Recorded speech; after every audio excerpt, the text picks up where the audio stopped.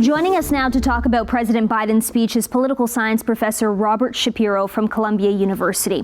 Professor, President Joe Biden is the oldest to ever serve as commander-in-chief. Do you think his speech last night spoke to younger voters? I don't think it necessarily spoke to younger voters. I think it spoke to all voters with regard to showing that he's still vigorous, and this question about him being a doddering old man. I think he's put to rest at least for the moment. I think he was first and foremost successful at that. I think it was effective in portraying Biden as still a sufficiently vigorous leader and not too old to run for president in 2024, at least at this moment. Biden described the State of the Union as being strong. How do you think the average American would describe the state of the nation today?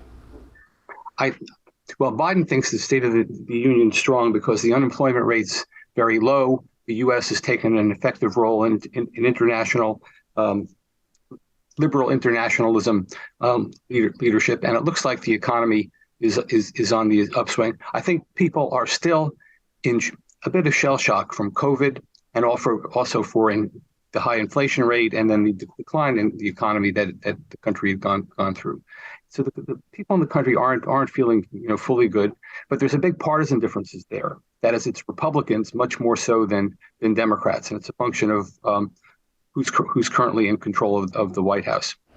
In her response to the speech, Governor of Arkansas, Sarah Huckabee Sanders, said Biden is unfit to serve and said it's time for a new generation of Republicans to lead. What's your reaction to that? I think her comments were more projection. That is, they seem to have more to do with Donald Trump than with Biden. And she's trying to deflect that kind of criticism that Trump had received. I thought her entire commentary along that lines was completely bogus. What stood out in Biden's speech last night? Well, the thing that really stood out is that political civility that usually occurs at the State of the Union address seemed to fall by the wayside.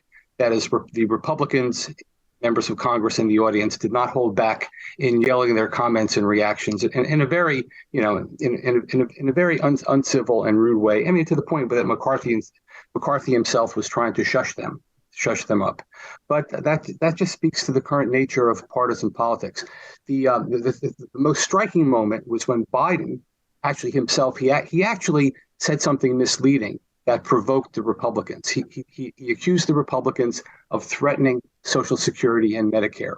Now, it was true that one of the Republicans, Scott, had proposed that the Social Security and Medicare should be reviewed each year as a normal part of the budget and not be considered entitlements. And Biden represented that as an attempt to sunset, meaning potentially end those programs. And that was completely misleading. And he was he was immediately called out by that among the Republicans in a very loud and angry way in the audience. And I think, in part justifiable. But then he pulled back and said he wasn't referring to all Republicans. He said just some Republicans, and maybe not even a majority. But he used that to raise the question of whether Medicare and Social Security should be protected. And at the end of that exchange, which was really quite engaging, he got everyone to agree that Social Security and Medicare should be protected, and everyone stood up with that to support that claim. And so he kind of manipulated the situation to his advantage in a very effective way. Thanks so much for joining us, Professor. Thank you.